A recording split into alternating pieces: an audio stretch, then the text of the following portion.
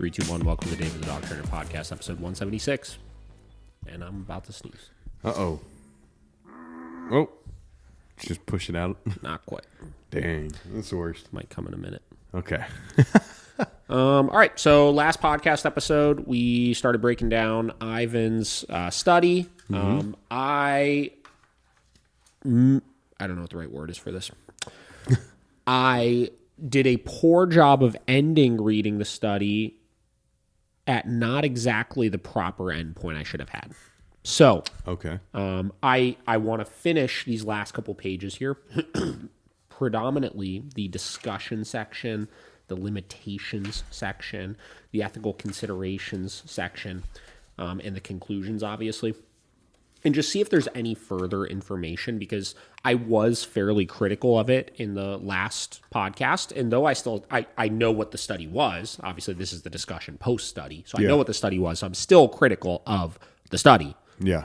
That being said, maybe some of those concerns I had were discussed in this section, and maybe they either clarified why some of those things are not actually concerns, or how they plan to alleviate that in the future, or whatever it may be. So we're going to start with that. We'll see how much time that takes. And then I've got a particular dog that I'm working with right now I want to kind of talk about a little bit, and just kind of give some words of wisdom on, if you will. Sounds good. So, okay. Let's hear it. So we're going to move into the discussion section of this. Everybody that did not listen to the podcast episode before this, go listen to that before you listen to anything else, because this is probably not going to make any sense at all to you unless you go. So treat this as a part 2 from episode 175. Yeah. Understood? Okay, great. Real quick, how were people responding to, like, in the comments and such? Yeah, well, it just came out yesterday, right? Yeah. So a lot of the comments are people saying similar things, of they understand the concerns, but at the same time, I think one of them, like if I bring it up real quick here, let's see, hold on. You're good. Bernie Moreno. My client. Guys out here running for fucking senator. Yeah. Trained like both of his children's dogs. Really? Yeah. All right. Anyways, So obviously, one person, they agree that most people read the conclusion, but they don't actually understand the study, so they can't gather their own opinions on it, which I think is the case. I still am seeing people share this study around that I feel like probably have no idea what actually happened in the study. Yeah. Right? Which I think is kind of a dangerous position to be in, because that's the same exact thing as what all of the force-free community has done for so long, which is they have all these studies that the conclusion is balance training or Ecollar training or aversives has fallout on dogs, but they don't actually understand how the study was conducted, right? So they don't actually understand why that may have been the conclusion that was drawn, and why there may have been flaws leading up to that that would have avoided those issues, right? Or force-free training is more effective. It's like, all right, well, what does that mean? Like we broke down in the last episode, again, which if you go back and watch, you'll understand all the studies that we read. We saw a lot of flaws with how those studies were conducted as well, to paint a picture that the force-free training was more effective than the other training, et cetera, et cetera. Yeah. So that's something I'm still consistently seeing that I really, and I don't want to act like I'm the best about reading every single detail about everything before drawing a conclusion. Like we're humans, right? Like we're guilty of it sometimes, right? But things that are important like this, that you're really going to stand behind and hold as this, like, look, we're right. I think that you really need to understand the details of it, because if you try to use that to prove a point to somebody that knows it better than you, they're going to be able to tear you down so quickly with it, right? Yeah. Oh, very much. Other people, obviously, everybody's basically saying like, oh, wow, he determined what we all knew all along, which is like, I know, right? But like, cool, there's a study that shows it in a short period of time and the results, right? This one, the study is, that we already know what works. The study is not for us dog guys. But the important thing is, because the study is not for us dog guys and it's for the scientific community, is to make sure that it's conducted in a way that is more appropriately representative of, the work that both sides would be doing if you're going to compare them, which leads to, something else, which I haven't even replied to this comment yet, but I'll read it. This is somebody that said, you skipped all the good stuff, which I'm assuming she's referencing this end stuff, which is why I want to go through and read it, right? Good. She said, force-free or whoever could say what they want, but as someone in research, you can't change parameters for each group. If you're going to test something, the parameters need to remain the same. The controls need to remain the same. So saying that group B or C should have had more time to make it fair would have negated the study. Now, I want to clarify, I'm not saying group C, B or C should have had more time than somebody else. I'm saying everybody should have had more time as a whole to have a more accurate representation of a training process. There's very, very minimal trainers out there that will say your training process should be 3 days. Right? There are many trainers out there that say a good training program should take place over the course of multiple weeks. Right? So by keeping the controls the same, and in this example, making the study a longer study would have made it more fair for all parties, not just the force-free side of things, but the balance side as well, right? Having more time to be able to, just like the force-free community would do, work maybe at a little bit more of a distance first, make it a little bit easier, et cetera,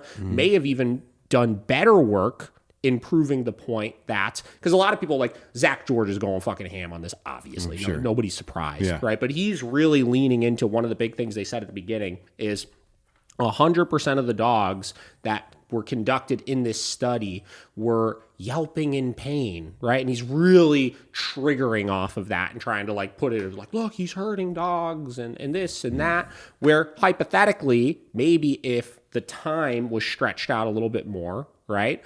The balance trainers would have gotten away with conducting this experiment in a way that they were able to work a little more slowly. They were able to be a little bit more fair on the dog, if you will, right? And avoid some of the really serious, corrections needed to give and stuff like that, right?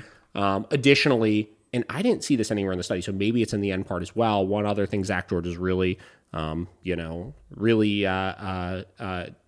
riding off of here is that I guess there was 2 dogs in the study that got taken out of it because they set a limit of if they need more than 20 shocks in order to stop the behavior. Ethically, that's where they kind of drew the line and they removed the dog from it. So you say, oh my God, these dogs needed 20 shocks. Maybe if there was more time. And it was set up in a way where the stages they went through each day for the training was done again, further distance, slower speed, whatever it may be, those dogs would have been successful as well. And their percentage of dogs that actually ended in a good spot would have been higher, or they would have been able to generalize a little bit better or whatever. But then you get to the other side of the conversation, which is, and I'm kind of talking in circles here, obviously, but then you get to the other side of the conversation, which is they're testing a real life situation of in an emergency scenario when there is a prey right there. Which method is going to be the most effective at stopping it in the moment, right? And if we're saying the dog is green, we don't have time for training to prepare the dog for some of these types of things. Yes, this is proving the point that obviously balance training is more effective, right? Or using an e-collar in these situations is more effective. But anyways, so they said, so saying group B or C should have had more time to make it fair would have negated the study. Again, not suggesting that. I'm suggesting everybody should have had more time. It still could have been a control where everybody had the same parameters. After reading the full study, I actually give them kudos for holding parameters and variables the way they did. Regardless of trainers present, it remains valid if you maintain criteria, and they did a decent job of that. I just think the question title doesn't align for what the study produced. If I'm being 100% honest, I'm not exactly sure what she's trying to say here. Let me read it again. After reading the full study, I actually gave them kudos for holding parameters and variables the way they did. I don't know. I'm not exactly sure how to respond to that. Regardless of the trainers present, it remains valid if you maintain criteria, and they did a decent job of that. I just think the question title doesn't align with what the study produced. Is it a question in the description of the... Yeah, I mean, I think it was the study of efficacy of whatever. Hold please. Hold, please. 23 pages. Yeah, comparison of the efficacy and welfare of different training methods in stopping chasing behavior in dogs. Yeah, I mean, I guess what they may be implying is the comparison of the efficacy and of stopping chasing behavior, right? So this isn't directly aligned to that because this is like such a short-term, immediate stopping of chasing behavior, but doesn't. I don't know. I feel like this is still my whole point, though. Is the method, they're comparing two methods. And one side of it, like the balance method, yes, that is pretty accurate to how a balance trainer would handle the situation. But the other side is not accurate to how a force-free trainer would handle the situation. Yeah. Right? And that's my whole problem with this is I understand you can't change parameters, and sure, give them kudos for that. That's great, right? But like in the end of the day, you got to figure out a way where you can keep consistent parameters but still accurately represent both sides of the aisle. Yeah. So I guess that's my thing. Yeah, no, I agree with They you. continued to say, I agree that if we're talking efficacy of training methods, that long-term studies need to be done, but you also have to have a baseline. So this is a good baseline, at least. I agree with that. You have to have a starting place, obviously. Yeah, you got to be in a position where it's like, all right, well, let's start somewhere, right? Yeah. If both of these are done in the exact same way, and we're just saying, because really what you're comparing here is how quickly and how powerfully can you condition in a positive marker or a negative marker, and which one will be more effective in stopping the behavior, right? Obviously, a negative marker is going to hold more weight to the dog, which is why it's going to stop it more quickly in the moment, right? So that is a starting place. But now we say, okay, now that when we have two dogs that have conditioned markers, what is the most appropriate way to use those in order to solve a problem, right? Or stop a behavior or whatever it may be. Yeah. And we said that too. We said that Totally. this is a good starting point. Yeah. Now, if we're using the study to look at potential fallout of aversive events, I would say there's a strong argument that dispels this concept, especially for those who believe single-use aversive will do that, and perhaps that's the valuable information in this study. Yeah, I agree. There was no perceived fallout, right? Yeah. But like, I was and again, I was picking at it from the standpoint of a force-free trainer, right? Where they will say, just because you don't see it in the moment doesn't mean it won't pop up at some point. Yeah. Right? Which I think no matter what study you wind up doing, like that's going to be kind of the fucking argument that they make is like, well, at some point you're going to see it, We promise. Yeah. Yeah, so that was it. That's basically the stuff that people are saying. There's other comments on here you guys can look at. So whatever. So I want to get into this now. Let's go ahead and we're going to get back into the discussion section. So discussion post obviously the study being done. So for discussion, this study compared the efficacy and welfare impacts of inhibiting chasing behavior with aversive and non-aversive methods. Under the conditions we implemented, chasing behavior was rapidly inhibited with e-collar stimulation, whereas none of the dogs trained in either of the two conditions using non-aversive methods successfully inhibited chasing. We did not observe negative welfare impacts in the dogs trained with e-collars beyond presumably pain-induced yelps in immediate response to the electric shocks, right? So in the moment, they saw that the dogs showed negativity, but past that, they are saying they didn't see anything. Yeah. We designed our studies methods around current trainer practices, as well as the recommendations of our senior trainer, Ivan, while attempting to keep contingencies as simple as possible. Group A dogs received positive punishment, the addition of an aversive stimulus to reduce the likelihood a behavior recurs, via e-collar stimulation that was directly conditioned with contact with the moving lure. We also implemented the word banana immediately prior to shock administration as a warning signal, similar to the light offset in Solomon Wayne. E-collar training procedures often recommend determining the lowest level a dog will respond to and then increasing intensity gradually, and this method was used in the China et al. And Cooper et al. Studies. However, we were mindful of the concern of stimulation habituation that occurs when animals are exposed to gradually increasing shock intensities. And there's a lot of big words in here. It's really testing my vocabulary here.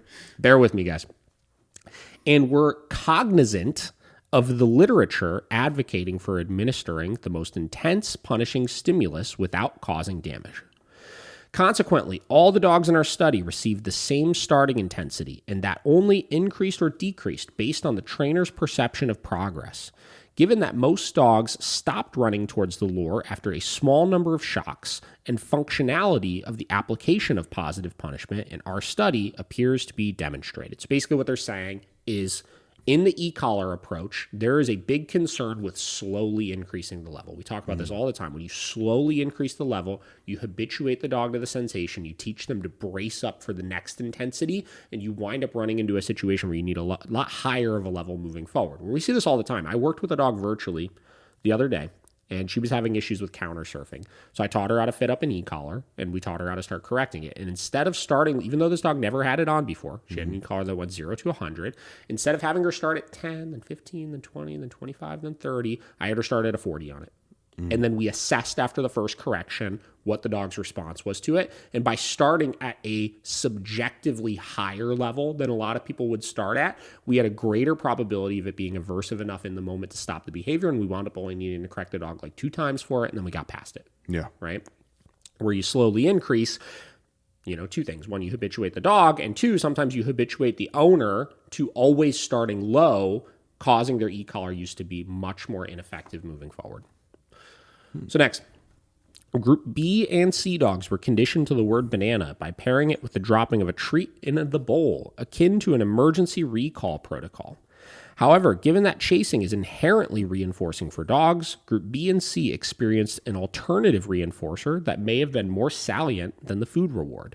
If we had turned off the lure when the dogs contacted it, this would have canceled the alternative reinforcer, but would have constituted negative punishment, thus making it difficult to parse out the driving principle in any observed behavior change.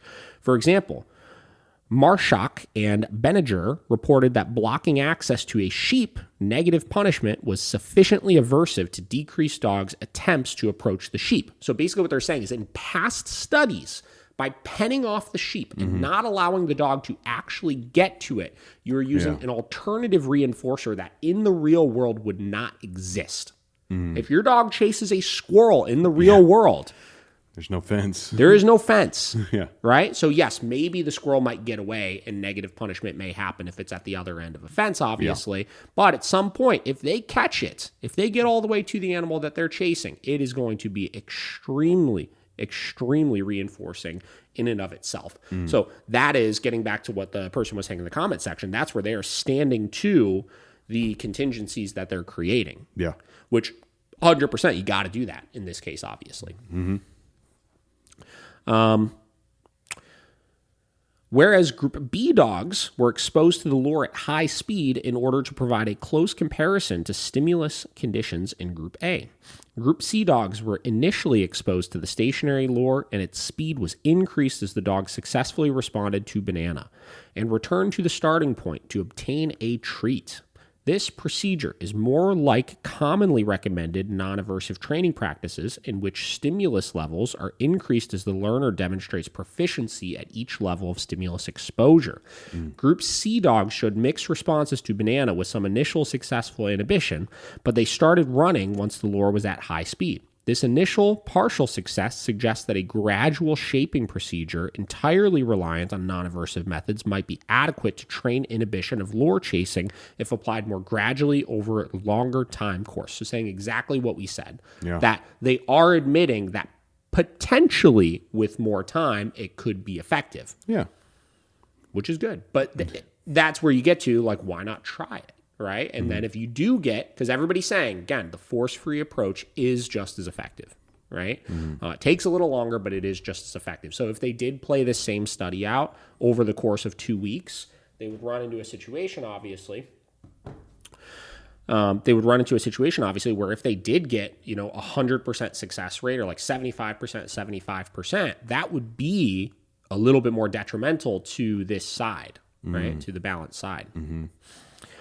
As running decreased in Group A, the percentage of time spent staring and orienting towards the lure increased. In a study of racing greyhounds, dogs fixated on the area where they last saw the lure when it was removed. As the authors suggested, while the greyhounds were prevented from accessing the lure, the fact that they still focused on its direction and could hear it moving could result in frustration that may include increased arousal. So while the dogs in Group A were inhibited from directly chasing the lure, the increased percentage of time spent staring might suggest that they were at a heightened state of arousal and possibly frustration. So basically what they're saying is with Group A, the Ecollar group, when they stopped it initially, the dogs absolutely still wanted to chase it. There was an increase in arousal and potentially frustration, which is where they kind of allude to balance training creates more problems moving forward, obviously. But we know that that is just the process of they really want to chase it. They're starting to inhibit themselves, and they need to develop the muscle memory of doing so. Vocalizations, particularly yelping, are a common metric of pain and distress. Unlike Cooper et al., where yelping behavior was only observed in a few dogs, all dogs yelped on shock stimulation in our study, with only scarce occurrences of yelping for a few dogs in the other groups. This is consistent with Schilder and van der Borg's claim that E-collar shocked dogs experience some level of pain. However, it is difficult to know the long-lasting impacts of these experiences. So they're admitting, right? Like, we're not sugarcoating it. Getting back to the episode we did before the last one, right? Like e-collars, prong collars, those tools are working off of pain and discomfort. Yes. Right? Call it what it is. Yeah. The typically fast-moving activity of the dogs in this study made it impossible to code more subtle behaviors that have been reported as indicative of stress in previous studies, such as lip licking, ear position, or body posture. Other stress-associated behaviors like yawning or shake-offs were included in our ethogram, but occurred very infrequently. The range of values of fecal cortisol in our sample is comparable to previously published values because not all dogs provided a sample on all days. The sample size available here is too small to allow significant conclusions. Furthermore, the use of cortisol levels as stress indicators has been questioned because of the range of external variables that can confound results. Our results are consistent with previous studies of e-collar use, which have also reported mixed results. So basically what they're saying is they really weren't able to accurately study that, which I also saw people being a little critical of using the fecal cortisol samples because it's harder to capture as opposed to, I think, saliva is what they historically have done in the past, which they would have been able to get in the moment. And a lot of people, I think, were poking at it, trying to say that they did that intentionally to not be able to gather clear enough data, which I don't think that's the case, obviously. That being said, unfortunately, this all gets back to the study of the welfare, right? Like they said, however, it is difficult to know the long-lasting impacts of these experiences, meaning the shocks that they were getting, and then obviously they don't really have substantial data from the stress cortisol, right? Yeah. So they didn't study the long-term welfare issues, right? They just studied the in the moment, does it work or does it not work? Yeah. Which everybody's saying, oh, we weren't saying that. We know e-collars work quickly, but the long-lasting impacts. Limitations. There are several limitations to this study, including a sample size limited by the availability of people who, though willing to have their dogs trained with e-collars, had not already implemented training of this type.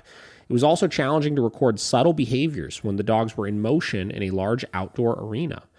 An additional video analysis of such obedience work or play with their owner may have provided more insight into the potential stress dogs experienced. One design flaw that could be avoided in future studies was that dogs in Group A had one more session of training than those in Group B and C, because Group B and C had a conditioning session for training one rather than training with the lure. So that is an inconsistency, obviously. This may have placed Group A dogs at an advantage when they entered the test, but given the magnitude of the difference in the performance of the three groups, at the end of training session 5, it seems unlikely. Groups B and C might have learned more effectively if training had progressed slower with more conditioning sessions of the word banana, with treats, as well as more gradually shaped exposure to the increasing lure speed. Indeed, in a more ideal setup, conditioning sessions would have lasted over several days, possibly with a longer delay between each vocalization of banana and the presentation of food. A more complete design would have included tests of the effectiveness of the food reward and whether the dogs indeed learned the pairing association between saying banana and delivering food. So that's a great point, was the word actually conditioned in? Probably not. Probably not. I remember back in the day when I was doing sport training and we were doing marker charging, right? We were doing the yes, food. Yes, food. Yeah. Yes, food. I remember the first time that I started doing that, they were like, do that and nothing but that for like 2 weeks. All I did was marker charging for like fucking 2 weeks with my dogs. Yeah. And yes, after one session, they absolutely were not fully marker charged. But after 2 weeks, man, I would say yes. And before I would even reach out to it, the energy that would like burst out of Vinny and Vera when I was doing it was insane, right? Yeah. So that is a great point as well. That just further kind of highlights some of the issues with this, right? Yeah. Like they're aware of these. So I'm just curious, obviously, why they didn't proactively fix some of these things. Yeah. Make it a longer study too. Yeah. I mean, they may have been working with time constraints. You know what I mean? Like they may have not literally been able to do that. Yeah. But it just feels like these are easy to anticipate problems that you'll run into. Yeah. Very much. Group C provided some suggestion that the dogs had learned the association between the food reward and the spoken banana, but this was still quite minimal compared to an ideal scenario. However, for a fair comparison of the training techniques, we needed a protocol with a time frame matched across groups. Indeed, one argument in favor of training with e-collars is that the results are much faster than with non-aversive methods. So they are saying in a short period of time, in an emergency situation, it's still going to be faster. It doesn't matter. Yeah. You can have all the time in the world to prepare, but hindsight's always 20/20. Yeah. 20/20. 20/20. Oh, perfect. Making sure I get my phrases right. So emergency situations, it's almost a guarantee you'll be able to stop them with it. Yeah. Which is the whole point of it, and that's why we argue towards that. Pretty much so. It is possible that our choice of food as reinforcer was inappropriate. We chose this method due to its prevalence within the non-aversive dog training community as a means to teach an emergency recall. However, given that the dogs we tested and trained were highly motivated to chase the lure as demonstrated in day one exposure, a reinforcer that related more closely to chasing behavior, such as an opportunity to chase a toy like a ball or play with a flirt pole, might have been more successful, which we mentioned last time as well. Yeah, I mean, food obviously is very prevalent, but I think there is a large group of force-free trainers that are moving towards utilizing toys for this kind of stuff. Yeah. Forbacher and Wine reported that food is typically the most effective reinforcer for dogs, but whether alternative forms of reinforcement would be more successful in certain contexts is not well studied. A recent study attempted to determine whether targeted play that replicated a step in a dog's normal predatory sequence would increase dogs' gaze and focus on their owners and provide an alternative way to stop chasing rather than suppression or environmental management. Owners were provided instructions and were told to mimic the prey sequence with a toy, to simply toss a toy for their dog to chase and not to engage with their dog at all. However, this study found no differences in gaze towards owners across any of the groups. Now, again, Ivan himself, I just listened to, he was just on a podcast with, remember when we had the neurobiologist on, Dr. Melanie? Yeah. So he was just on her podcast the other day. Okay. And they were talking a lot about this, and they started talking about play. And Ivan even said himself, nobody knows how to properly play with their dog. Like, there are ways to engage your dog and get that drive out of them, where simply throwing a toy, I think he would argue, is probably the most ineffective way to do it. But again, when you get into these studies, you got to have these controls, right? Where you can't you can't be like, every dog's different. We play with them in a different way, which I understand, but that just gets to the flaws with these studies in general across the board. Yeah, right? for every single one, We also did not test whether the food rewards were deployed were highly valued. So they didn't test if the dogs really cared that much about the food rewards. Following common practice in dog training, we asked owners to provide their dogs highest value treats, but it would have been interesting, had time permitted, to have carried out a preference assessment with a range of food and possibly toy rewards presented to the dog in the training context. So again, saying in the real world, we would have more time with the dogs. We would have a lot more groundwork we would establish before jumping into all this kind of stuff, further highlighting problems with it. Yep. Our study did not investigate the longer-term impacts of the aversive training methods deployed, while some previous studies that have observed whether a dog was still likely to chase a stimulus after being shocked. The data on long-term ramifications are limited. Christensen and colleagues assessed long-term behavioral impacts of aversive stimulation a year after training from owner reports and Schilder and Van de Borg attempted to assess long-term impacts on a dog's behavior, but the time frame between receiving shocks during training and observing the later behavior was still relatively short. More research is warranted to determine the welfare impacts of prolonged exposure to aversive stimuli. So again, a big thing that was in the title, which is what they were saying, that was not studied. And yes, obviously, I don't know, in this study, they assessed it, but they said it was pretty short between when they received the shocks and when they studied it.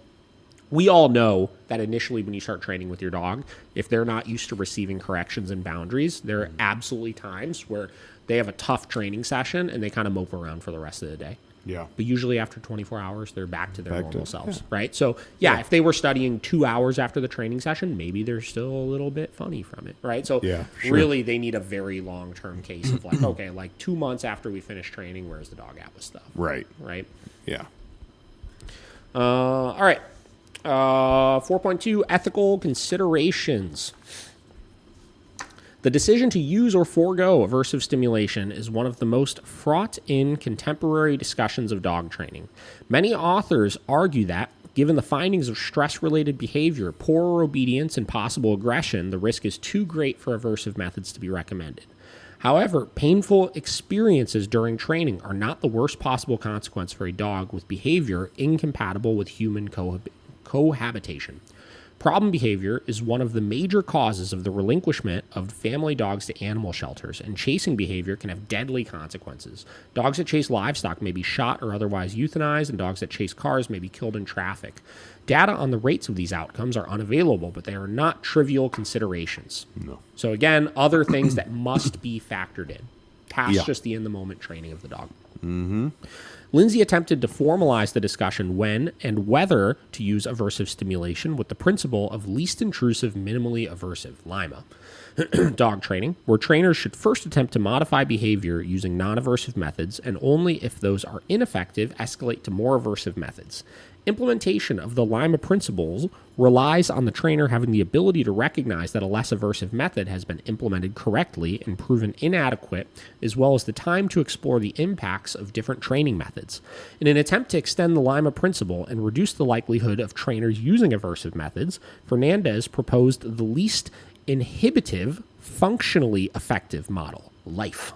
Life. Fernandez argued that ethical training should offer animals a range of choices, recognize the underlying function of the problem behavior, and assess the success of a method not just in its ability to modify the behavior, but in its ability to meet the function of the original behavior. I'm going to write that down. I'm not super familiar with that. Yeah. Hold, please. Life. Lima and life. Life, which is least inhibitive, functionally effective. I'm not sure I've ever actually heard of that. Yeah, I don't think you've ever said it. I know we've talked about Lima before. Yeah.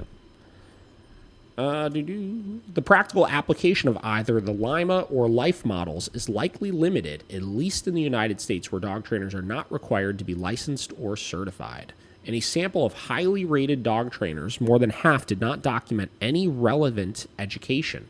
Additionally, most dog owners train their pets themselves rather than seeking assistance from professional dog trainers, and e-collars are widely available for purchase. The global market for e-collars was estimated in 2023 at $100 million, with a 15% annual growth rate, indicating widespread public interest in this approach to controlling dog behavior. Aversive training methods may be used without any knowledge or awareness of their potential impacts.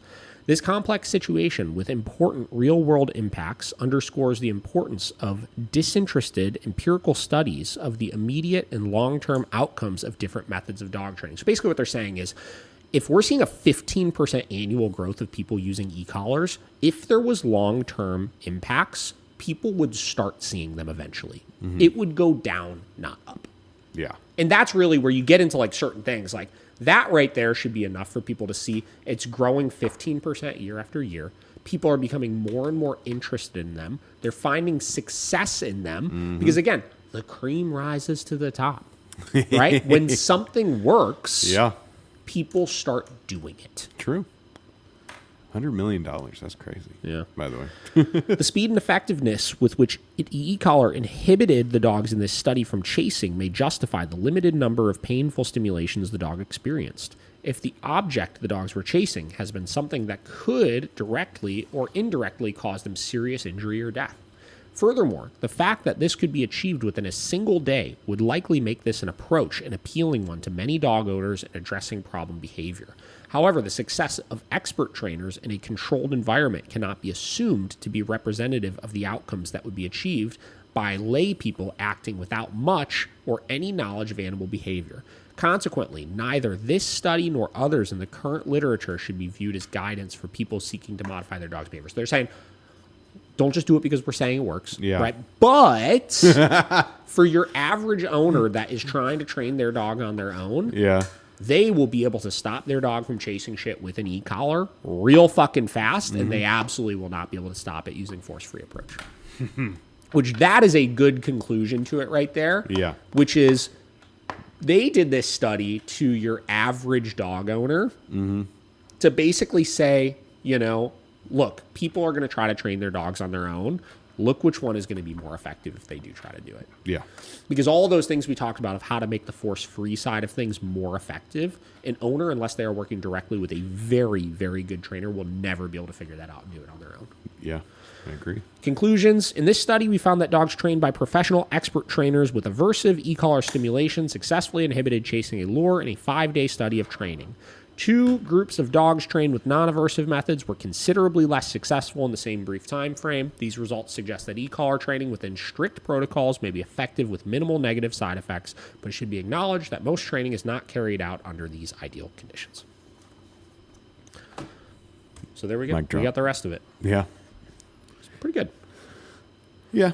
I feel like they, if we kept reading last week, I mean, they see also the kind of shortcomings of this.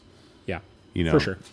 So they realized what was going on. They kind of talked about it themselves. So yeah, that's good. You know, it wasn't just like an end all be all or whatever. They know it wasn't.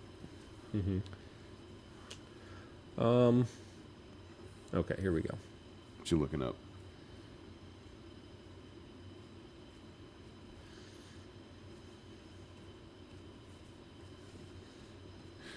Looking up life. Yeah, maybe we'll save that for next time. Yeah. Because we could probably do a whole episode on it. I was going to say a whole nother can of worms. Yeah. All right, so we will, next podcast episode, really dig into the life stuff here. It seems like there's quite a bit of content on it, and I want to really deep dive into it. So, okay. So I said I wanted to talk about a particular dog, so we'll end with talking about that. Okay. So there is a dog we've got that did a board and train with us a couple years ago, and he's doing all right, but he's struggling with his leash walking. And it's the interesting thing is when I say he's struggling with his leash walking, I'm not saying he's like being reactive and, you know, being a menace to other people and like all that kind of stuff. I just mean that he's just wound up so tight that when they go take him for walks, it's just like a stressful experience because like they're constantly towing this line of like he's under control, but man, at any second, it's like he looks like he could just like explode with energy. Powder keg. Right? And something that I always say, I talk about this with my clients a lot, but I don't talk about it that much to the public. And I want to continue doing a better job of doing this, is there are some dogs, I mean, this is for all dogs, but there are some dogs it's much more important with. There are some dogs out there that no matter how much training you do with them, no matter how well behaved these dogs are, if you are not providing a sufficient outlet for your dog's energy, you will forever be fighting an uphill battle with them and just at odds with them. And they are frankly just going to be so unhappy. And this is one of those dogs, right? Yeah. German Shepherd, young German Shepherd, 2 years old, very well bred. This family had another German Shepherd I trained years ago, back before when we were just at like Heights on the east side. I trained this dog way back then, right? It was an easy German Shepherd. Super low energy, not like a lot of your German Shepherds you meet. Got this new one thinking it was going to be very similar, and he has just been a ball of energy, right? They live nice house, right? Like, you know, Okay. large house where the dog can kind of like hang out in and play and stuff like that, but they don't Yeah. have much of a yard for him to run around in, right? They live in a very suburban area with not a lot of parks and stuff they could take him to go run around in and stuff, Oh, right? boy. So he's boarding with us right now for like 4 days. Just they're out of town. And I'm doing a follow-up session with them actually this weekend because she reached out to me like a week ago. She's like, hey, we're having some issues with the walk. We really want to figure out what we could do to kind of help him out more, right? And basically, since this dog has been with us, I've been spending a lot of time with him over the last couple of days. And all I've been doing is finding ways to burn off energy with him, right? Because this is what he needs. Because I took him out, and I off-leash walked this dog all through the park. And, like, I mean, he was, like, so compliant and under control. Yeah. But I could tell the dude just wanted to go. Yeah. He just wanted to go, Just rip man, and tear. right? So, a couple things, right? First and foremost, I want to see, like, what's his ball drive like? Minimal ball drive, right? So we spent some time working on building his ball drive. And I talked about this in one episode where we were going over, like, playing with your dog and, like, do's and don'ts and stuff for it. Yep. So I took the chuck it. We went into a field. I had him off leash, and I would just, like, kind of try to tease him with it, throw it, tease him with it, throw it. No interest, no interest, no interest. Finally, he started kind of chasing it a little bit, right? So you chase it, and then he wouldn't pick it up. He would just kind of go chase it, and then finally, he, like, started picking it up, right? So he would chase it, he would pick it up, and he would kind of run around with it for a minute, and then just wind up losing interest and dropping it. And I would go steal it, and then, like, taunt him with it again, and then throw it, right? And so far, I haven't added any control into this, right? Because we're trying to build the drive to play the game. And right now, with his drive being so minimal and it finally starting to get to a manageable place where we could start playing this game, if I start adding rules in right away into it, tanks it down the drain, right? So that's one thing that we're doing. And I'll just kind of share a couple video clips I have of as I've been doing this. Sure. So here he is, obviously. So throwing it, finally got him chasing the ball. See him picking it up. And notice right here, I'm not trying to get him to come to me or anything. I let him do his little victory lap with it, let him have a good time. And you'll see, obviously just dropped it, lost interest. And you see there's kids over there, like it's not like he's like distracted by the environment or anything. Yeah. And you see he's still carrying it around. There you go, he dropped it. So I go over and I try to steal it from him. And then I taunt him with it. I even let him jump up and try to grab it and then throw it, right? So we're building drive for the game with him. So that's thing number one, right? Like if they could learn how to start playing with this dog and have an outlet to just burn off steam. I know with Vinny, Chuck It helped me so much with Vinny. Yeah. It was one of those things where when I lived in Tremont, more of like a city environment and didn't have a ton of space around, I would take him to a field every day and just throw that ball until he couldn't even fucking walk. Yeah. And like, he would be gassed for the rest of it. He'd be satisfied for from sure. it, right? Dogs like that, they're made to run full speed, like and just go. And right now he has no ways of being able to do that, right? So that's thing number one. Thing number two is just off-leash exploration, right? A lot of times we look at burning physical energy off, which is very important, right? Obviously, training satisfies a mental urge, but when your dog still has physical energy, it's you're fighting an uphill battle, And some dogs, the training is enough mental stimulation. We talk about that a lot. Other dogs, it's just absolutely not. They need the physical drive as well, right? So other things that we're doing is off-leash exploration where he could physically exert himself. If he wants to run, he can, but we're taking him to new places to just go explore. So yesterday, I took Homeboy to the beach. Ooh. We went to the freaking dog beach, right? And you can see here, look at this guy. He's hanging out on the beach. Look at him running, hanging out, having a good time, sniffing around, checking things out. Just getting it out of his system, Mm-hmm.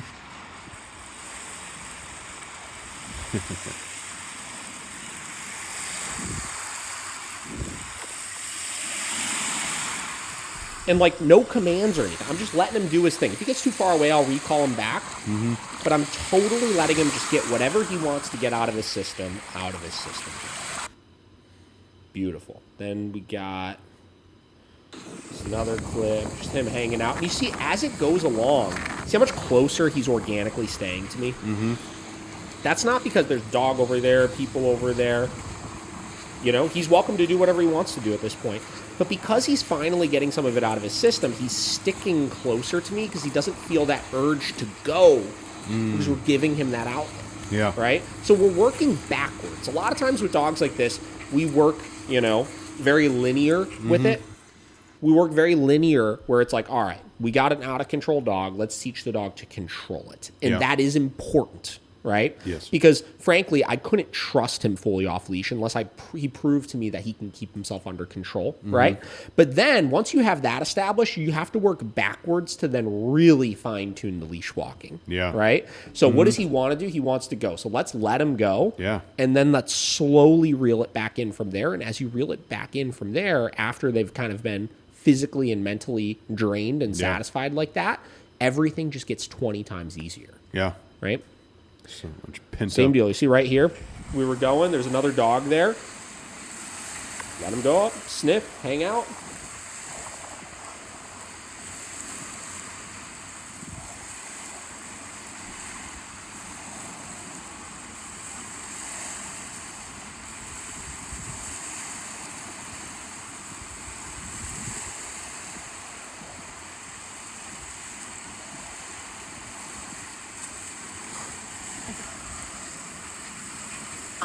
Come. And then I call him back to me. Beautiful. No. A little too far away, still enforcing that come command, making sure he comes in nice and tight. Beautiful. Nice. So beautiful. I wanted to share this because, again, I know I've said it before, but we get so hung up on the training sometimes, even in these comparisons of fucking studies and stuff. Yeah. And we act like the training we're doing. And this dog's Ecollar trained, right? We predominantly use an Ecollar with him. He's got minimal food drive. You even saw as I'm increasing the ball drive, his toy drive isn't super high, right? We Ecollar trained this dog, right? He gets corrected for not listening, right?